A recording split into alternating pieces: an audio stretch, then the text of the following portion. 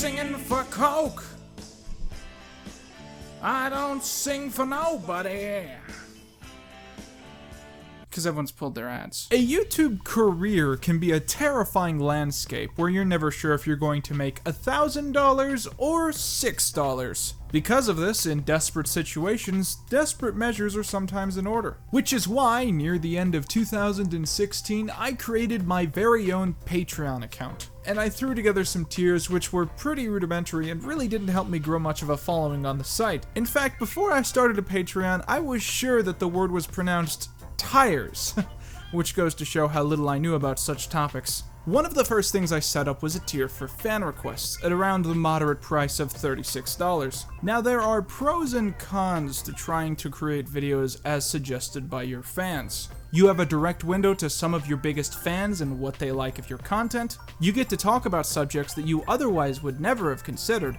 And you get to hear about up-and-coming content creators that your fans admire. But on the other hand, what you want to do and what your fans want you to want to do are often very different things, and it can be somewhat hard to try and force yourself into second-hand investment. Continuously doing fan requests is also an easy way to stagnate and fail at growing, because your fans often want you to just make more of what you've been making, while you might be interested in evolving and moving on. And while I've loved that open window of my audience telling me what they love and what they want more of, my Patreon videos tend to be some of my least popular and, honestly, least good. Now that I'm slowly approaching 10,000 subscribers, I'm starting to hit this point where I need to find a balance between what makes me happy creatively and what makes my fans happy / gets me financial motivation.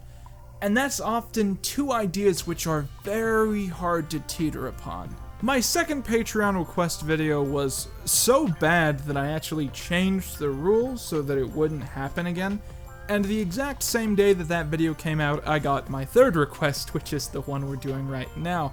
It has been more than 6 months since I got this request, and once you see what it was, you'll understand why I kept putting it off. They wanted me to review a channel called Designing 4, which has 26 subscribers and 3 videos. Now the thing is that tier only banned requesting things like your own channel or crippling depression or anything like that.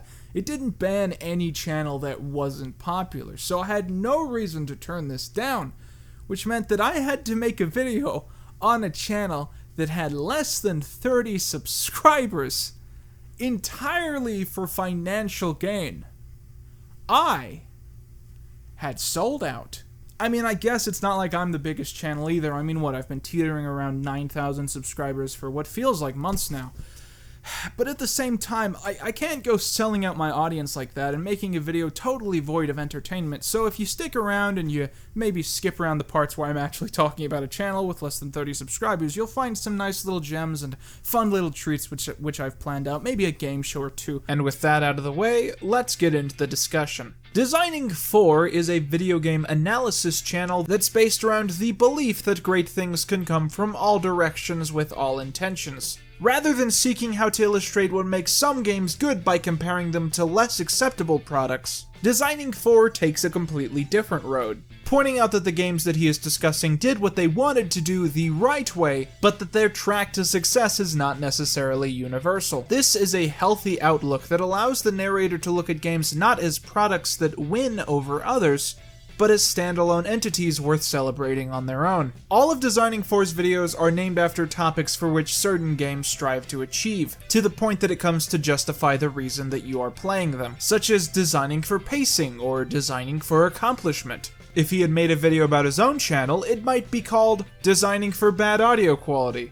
The innovative color swap systems of Ikaruga, and no shop system like UN Squadron. The channel's main interest comes to focus in on games which are more simple than the average modern equivalent. Things like the Gradius franchise or handheld Mario games. This gives the creator a specific tactical advantage, wherein they are allowed to discuss the mechanics of games without worrying about any of the distractions which come with most modern equivalents. Things like story and dialogue dumps. Through these means, he is able to discuss less the positives of each game, but rather the uniqueness of the experience of playing them. meaning that even negative things like frustration can be approached in a positive light. I actually found myself really enjoying designing Force content, to the point that I became sad that there wasn't more of it. I wouldn't exactly say that his channel is the sort that I could binge for hours on end, which is also probably why he hasn't exactly been the new trending topic. But he comes across as a man who knows his stuff, someone who either works in the industry or has a depressingly high amount of free time on his hands. Because when he gets into the nitty-gritty of how video games entice you into finishing them and how they all do this in unique ways, you almost feel like he's somehow played every single game on the planet just to explain these aspects to you. Now I just want to stop to say that I know that many of you are not invested in this topic. In fact, I believe if we check my social blade, yep, that's lower than it used to be. Okay. Is Masaki still relevant? Do you guys want to open some Masaki mail? Alright, just in case the YouTube generation has already switched up in the past 6 months, Masaki used to be this guy that, he was a real big internet gag with people who were fans of a guy named iDubbbz. Now, the reason that he was a joke was that you could be racist to him and he would play along with it, and people liked that freedom. I tried to do this, but I made a Chinese teacher cry once, so I have a lot of white guilt, so I couldn't really go through with it, but the appeal of his site is that there is no appeal, and people just shit on it, and no one uses it, and he gives free stuff to YouTubers, and somehow that's a business. There's some scam involved at some level of Masaki that hasn't been discovered yet, and I can say all this because I'm not getting paid for this shit. There's no contract here. I'm not getting paid or anything. He just sent me stuff in a box, and this is my payment. This is going in the trash the moment that I'm done with it. This is some sort of idol girl, and she's on some Lego bricks, and she's got like a teddy bear. Oh, is this that cartoon where the teddy bear kills the students? And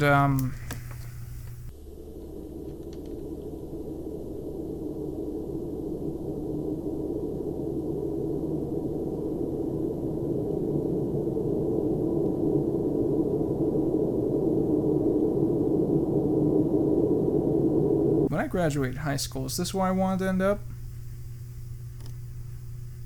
Was it here? Did I think I'd be in this seat right here? Did I think that I'd be reviewing a video game channel with less than 30 subscribers while I stared at an anime action figure in hopes that this is entertaining because people like Masaki? Is this where I thought it would go?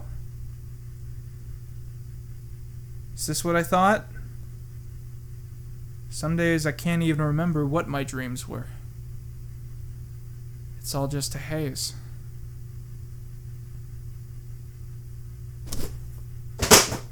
Do you think the anime box and the meme box are the same box? Because I can't help but notice that all these memes are anime based. I don't know what that is. I feel like I'm in a Pro ZD video. I don't know how to describe this. I cut my finger on the box that I was just holding. My skin has been really delicate recently. I don't know what I did to it, but I look great, so I don't even care. Sometimes I just start bleeding for no reason. The other day my leg just started bleeding. I don't know what's up with that. Oh, god damn it. Alright, and it's you tell me, how gullible are the Japanese? People talk about how much there's a market there. Is there a market there because everyone's stupid in Japan? Japan is not a society to worship. There's someone in the world that uses this not as a joke. Imagine going on an airplane like this. The looks you would get, but you would never know. This isn't too bad. Oh wait, my eyes were closed. Oh yeah, this is poor craftsmanship. Light is leaking in everywhere. Is this Japanese hair wash, or do you put this in drinks or something?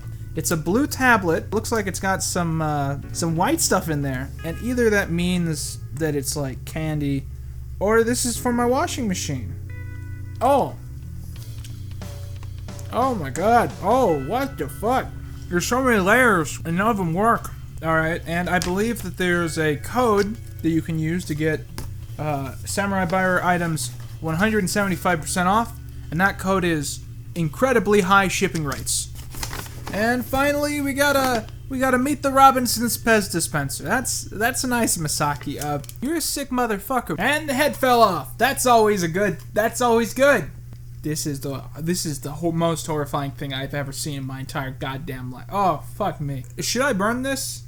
Not as a joke. I mean, like, I think this might be possessed or something. When something is built with just the wrong intentions, I truly believe that it develops something.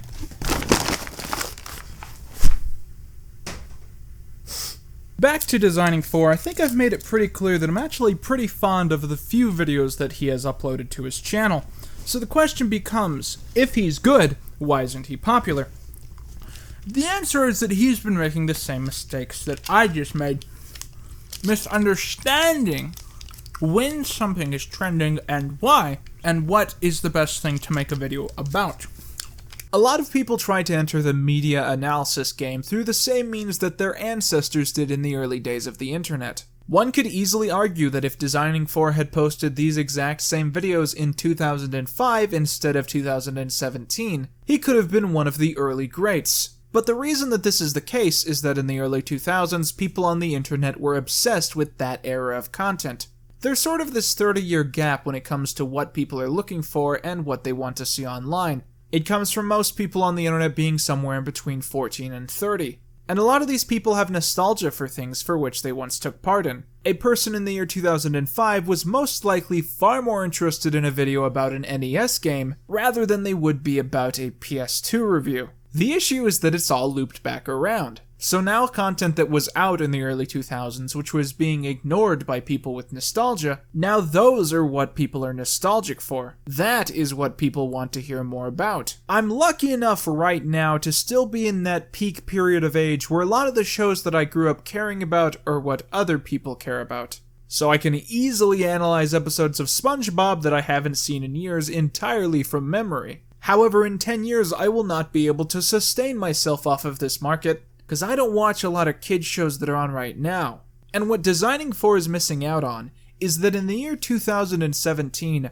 no one is searching for something like Gradius 3, a game which came out before the fall of the Berlin Wall. The only reason that such topics as Transformers and the Ninja Turtles are still cared about is that those were also shows that were on when I was a kid. In fact, you'll find a lot of people have attachments to those ideas only under the context of the version that existed during my youth. What I'm trying to say is that if you're trying to find traction on the site, there are some things which you really need to focus on. I wonder how my subscriber rate is. Uh-oh. New segment, anything, new segment. Hello everyone and welcome to a little game show that I like to call Wide Receiver. Would you fuck this cartoon? Oh, really? Yeah, let's play. Eddie Boot. No. Not a furry. Number 3 is gonna be Jessica Rabbit. Oh, yeah. There's Sex symbol. There's a catch. Catch. Roger's watching. Oh, Now you decide what that means. Are you still gonna say yes? I don't care. That's actually good for me because it's mostly about humiliation for me. Alright, number 4. What the again, this is an animal. Alright, Can't do 5. We're looking at Sailor Moon. Anime? Which cartoon? I don't So watch which this one? show. What is it about? I don't know, they're Iron Man or something. I don't even know which one is Sailor Moon. Sure, I mean, but I'm worried about Maybe it's the cat. the language barrier. Would you go for the cat? We'll table this one. We'll call it a maybe. Number 6, it's going to be Martin Luther King Jr., but only from our friend Martin. Now, the pros and cons of this. Every few years, he forgets who you are for no reason. And he gets a totally different voice every few years. And he never sounds like he does when someone's filming him. I didn't catch all that. He always has a watch that's unwound and doesn't work, and that's his time machine. If you time travel and you meet him, he'll never know who you are no matter how many times you do it. Alright. And every time he has a different voice. No, then that's not even. No. Because it's not even. It's like a different person. Who is this? I don't know, some comic shit. That's too lurid. I don't like it. My opponent! What'd you do it? Which one? Wyatt. I'm not a brony. This was way funnier in my head, I'm sorry. It's the most autistic thing I've ever been a part of. Like, It stopped being funny when it started being embarrassing for me. you're embarrassed? Look, if this is embarrassing to you, maybe we should not do it. But all of them. All of them together. Yeah. Does that change the game for you? Not really. It still is. Like, What have we done with our lives? Alright, no, we're just gonna cut that and pretend that never happened. alright. You know, I almost feel bad for this designing a 4 guy. He graced onto the scene with dignity, intelligence, and respect for himself. He found the content that he wanted to create and he went about making it without sacrificing anything within his own integrity. But sometimes it's not enough. Ugh. People always ask me, what's the secret to success on YouTube? And the real answer is that every success on YouTube is a fluke. People on this site, they start from the bottom and they get to the top, but they don't do it through intelligence or integrity. They do it from nonsense. Complete out of the wind tangents. On YouTube, you're rewarded for just throwing shit at a wall and seeing what bounces back. I could release 10 videos a week and I'd just probably still end out on top. It's less about being good and more about surviving the heat of the kitchen. And in a lot of ways, that's disheartening when you look at people who aren't succeeding, who deserve your success, when really you're just some giant man-child who got to the top by eating gummy dicks because he thought it was amusing. It's not like just a regular gummy item, you know? And so when people ask me, how do you get to the top, how do you do it? All I can really say is, try your best, work hard, and hope for a miracle, or sell out at some point. Because you can make a good video and it can get nothing if you haven't built up that traction beforehand. And that traction is just hard to get. Hey, look at that! I went up. I'm almost 10K. About to hit. And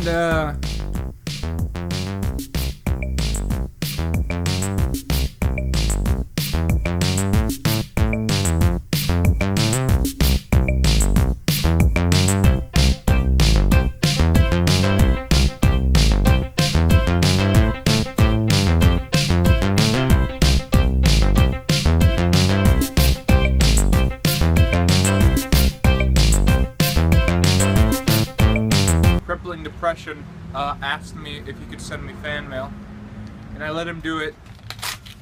This appears to be a toy stick of dynamite. This is a guitar pick. This is a green Lego. This small piece of paper. It has an anarchy symbol and like a socialist thing. And the other side it says "End my life" and "My name is Jeff." Just let that one go. I might frame this one. God Emperor Trump, please. To fucking Papa obviously. Quentin, dear Quentin, great moves. Keep it up. I'm proud of you. You make great videos, and he corrected the capital. Is this something you got a grade on? And since I know your address, you better make a review on my channel, Past or President, or else I will come to your house and do chores for you. Okay, thanks for reading this mail. I'll be in the comments. Yours truly, Crippling Depression / Social Assaultant. Just give up on that half, my friend. Just give up on the social assaultant thing. It's not going to catch on. He's not a socialist. He's 14. B+. It was the gummy dicks, wasn't it?